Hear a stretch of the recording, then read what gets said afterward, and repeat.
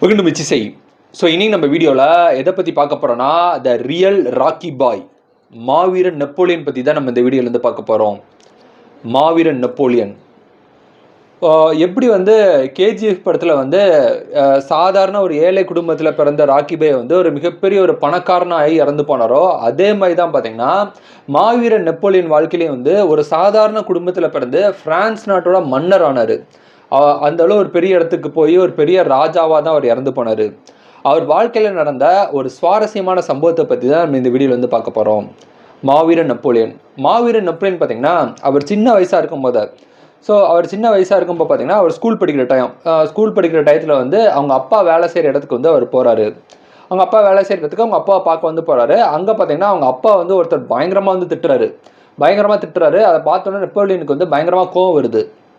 அந்த போனதுக்கப்புறம் திட்டுறவர் போனதுக்கப்புறம் பார்த்தீங்கன்னா அவங்க அப்பாட்ட போய் கேட்குறாரு, என்னப்பா அவர் உங்களை பயங்கரமாக திட்டுறாரு, நீங்கள் என்ன சைலண்டாக நிற்கிறீங்க அப்படின்ட்டு அவங்க அப்பா கிட்ட நெப்போலியன் கேட்குறாரு. உடனே நெப்போலியனோட அப்பா சொல்கிறாரு, ஆமாப்பா அவர் என்னோட மேலதிகாரி, அவர் திட்டம் போதா நான் சைலண்டாக தான் இருக்கணும், அவரை நான் எதிர்த்து பேச முடியாது, எதிர்த்து பேசினா என்னோட வேலை போயிடும் அப்படின்னு அவர் சொல்கிறாரு. உடனே அது கேட்ட நெப்போலியன், ஓகே நானும் அந்த மாதிரி ஒரு மேலதிகாரியாக மாறுறேன் அப்படின்ட்டு அவங்க அப்பாட்ட நெப்போலியன் சொல்கிறாரு. சரி ஓகே அப்பா நல்லா படித்த மேலதிகாரி ஆகு அப்படின்னு சொல்லிட்டு அவங்க அப்பா அனுப்பிச்சுடுறாரு. அதுக்கப்புறம் கொஞ்ச நாள் கழிச்சு திருப்பியும் அவங்க அப்பா வேலை செய்கிற இடத்துக்கு போகிறாரு. அங்கே போய் பார்த்தா இவங்க அப்பாவை திட்டின மேலதிகாரியை வேற ஒருத்தர் திட்டுறதை பார்க்குறாங்க. ஸோ வேற ஒருத்தர் திட்டுறதை பார்த்தோன்னா அவருக்கு ரொம்ப ஆச்சரியமாக இருக்குது. அதை போய் அவங்க அப்பா கிட்ட போய் சொல்கிறாங்க, என்னப்பா உங்களை திட்டின மேலதிகாரியை வேற ஒருத்தங்க திட்டுறாங்க அப்படின்னு அவங்க அப்பா கிட்ட போய் சொல்கிறாங்க. அதுக்கு அவங்க அப்பா சொல்கிறாரு, ஆமாப்பா அவரோட மேலதிகாரி அவர், ஸோ என்னோட மேலதிகாரி அவரோட மேலதிகாரி அவர் திட்டும்போது அவர் சைலண்டாக தான் இருப்பார், அப்படி இல்லைன்னா அவர் வேலை போயிடும் இல்லையா அப்படின்னு சொல்லிட்டு அவங்க அப்பா சொல்கிறாங்க. உடனே நெப்போலியன் சொல்கிறாரு, ஓகே நான் என்ன யாருமே திட்டக்கூடாது, என்கிட்ட யாருமே கேள்வி கேட்கக்கூடாது, எல்லாரும் நான் சொல்கிறது கேட்கணும், அதுக்கு நான் என்னப்பா பண்ணணும் அப்படின்னு சொல்லிட்டு நெப்போலியன் அவங்க அப்பா கிட்ட கேட்குறாங்க. அதுக்கு நெப்போலியன் சொல்கிறாரு, அதுக்கு நீ இந்த நாட்டோட மன்னராக தான் ஆகணும், மன்னரோட குடும்பத்தில் பிறந்தவனால மட்டும்தான் மன்னராக முடியும், நீ ஒரு சாதாரண குடும்பத்தில் பிறந்துட்ட, உன்னாலாம் மன்னராக முடியாது, நீ ஒழுங்காக படித்து நல்லா வேலைக்கு போகிற வேலையை பாருன்னு சொல்லி அட்வைஸ் பண்ணி நெப்போலியன் அவங்க அப்பா அனுப்பிச்சி விட்டுறாரு. ஸோ நெப்போலியனுக்கு எப்படியாவது நம்ம மன்னர் ஆகணும் அப்படின்னு அவர் ஆசைப்படுறாரு. ஆனால் அதுதான் விதி. ஆக்சுவலாக அந்த காலகட்டத்தில் ராஜாக்கள் காலகட்டத்தில் பார்த்தீங்கன்னா மன்னரோட குடும்பத்தில் பிறந்தவனால மட்டும்தான் மன்னராக முடியும், சாதாரண குடும்பத்தில் பிறந்தவனை யாராலையுமே மன்னராக முடியாது. அந்த மாதிரி ஒரு சரித்திரமே கிடையாது. ஸோ ஆனால் நெப்போலியன் நான் இந்த நாட்டோட மன்னர் ஆகணும் அப்படின்னு ரொம்ப சின்ன வயசுலேருந்து நினைக்கிறாரு. ஸோ இவர் பார்த்தீங்கன்னா ஸ்கூலில் ரொம்பவே சோகமாக உட்காந்துருக்காரு, ரொம்ப சோகமாக டல்லாக உட்காந்துருக்காரு. ஒரு டீச்சர் நீ ஏன்ப்பா இவ்வளோ சோகமாக உட்காந்துருக்க அப்படின்ட்டு நெப்போலியன் கேட்குறாங்க. அதுக்கு நெப்போலியன் சொல்கிறாரு, ஆமாம் மேடம், ஆமாம் டீச்சர், ஏதோ நான் இந்த நாட்டோட மன்னராக ஆசைப்பட்றேன், ஆனால் மன்னரோட குடும்பத்தில் பிறந்தவங்களால் தான் மன்னராக முடியுமாமே, ஸோ சாதாரண குடும்பத்தில் பிறந்த எங்களால் மன்னராக முடியாதா, ஏன் மன்னரும் மனுஷன் தான், நானும் மனுஷன் தான், நான் மன்னரான என்ன தப்பு அப்படின்ட்டு அவங்க டீச்சர்கிட்ட கேட்குறாங்க. உடனே டீச்சர் சொல்கிறாங்க, அப்படிலாம் ஒன்றும் இல்லைப்பா, நீ என்ன மன்னர் ஆகணும்னு ஆசைப்படுற, நீ அதுக்காக எல்லா வகையிலும் உன்னை தயார்படுத்திகிட்டே இரு, உன்னை எல்லா வகையிலையும் நீ உன்னோட திறமையை வளர்த்துக்கிட்டே இரு, அதுக்கான ஆப்பர்ச்சுனிட்டி வந்துச்சுன்னா கண்டிப்பாக உன்னால் மன்னராகவே இல்லை, கண்டிப்பாக நீ உன்னால் பெரிய ஆளாக முடியும்னு சொல்லி ஒரு அட்வைஸை போட்டு அந்த டீச்சர் போயிடுறாங்க. ஸோ நெப்போலியன் அதை பிடிச்சிக்கிறாங்க. ஓகே எல்லா நாளும் ஒவ்வொரு நாளும் நம்ம தயார்படுத்துவோம், இந்த நாட்டோட மன்னராகி நான் காமிக்கிறேன் அப்படின்னு சொல்லிட்டு நெப்போலியன் தனக்குள்ளேயே ஒரு உறுதிமொழி எடுக்கிறாரு. அதுக்கப்புறம் பார்த்தீங்கன்னா வளர்ந்ததுக்கப்புறம் ஒரு டீனேஜில் ஒரு 17-18 வயசில் பிரான்ஸ் நாட்டோட ஆர்மியில் பார்த்தீங்கன்னா ஒரு சாதாரண சோல்ஜராக ஒரு சிப்பாயை ஜாயின் பண்ணுறாரு. ஸோ ஒரு சோல்ஜராக ஜாயின் பண்ணதுக்கப்புறம் இவர் பலவிதமான திறமைகளை சின்ன வயசுலேருந்து வளர்த்துக்கிட்டனால ரொம்பவே ஒரு ஷார்ட் பீரியடில் பார்த்தீங்கன்னா அந்த பிரான்ஸ் நாட்டு ஆர்மியோட படைத்தளபதியாக நெப்போலியன் ஆறாரு.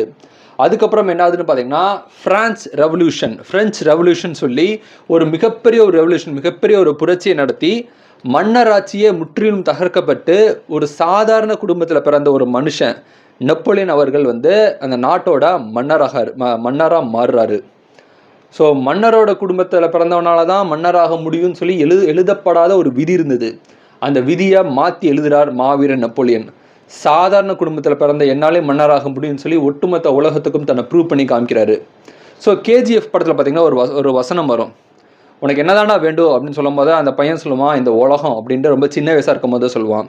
அதே பையன் பார்த்தீங்கன்னா வளர்ந்ததுக்கப்புறம் ஒரு குண்டு அடிபட்டிருக்கும். குண்டு அடிப்பட்டத்தில் ஒரு ஃபோன் கால் வரும். அந்த ஃபோன் காலில் சொல்லுவான், 20 வருஷத்துக்கு முன்னாடி என்ன வேணுமோ அதுதான் இப்பவும் வேணும், இந்த உலகம் அப்படின்னு சொல்லி அந்த ராக்கி பாய் வந்து அந்த ஃபோனில் வந்து சொல்லுவாங்க.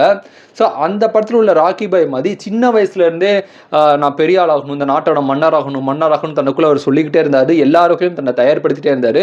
ஒரு நாள் இந்த நாட்டோட மன்னராகவும் ஆனார். ஸோ அந்த காலகட்டத்தில் பார்த்தீங்கன்னா பொதுவாக மன்னர் குடும்பத்தில் பிறந்தவங்களுக்கு பார்த்தீங்கன்னா நிறைய காம்படிஷன் இருக்கும். நீங்கள் பாகுபலி படத்தை கூட பார்க்கலாம். பாகுபலிக்கும் பல்வாயில் தேவனுக்கு இடையில வந்து காம்படிஷன் இருக்கும்.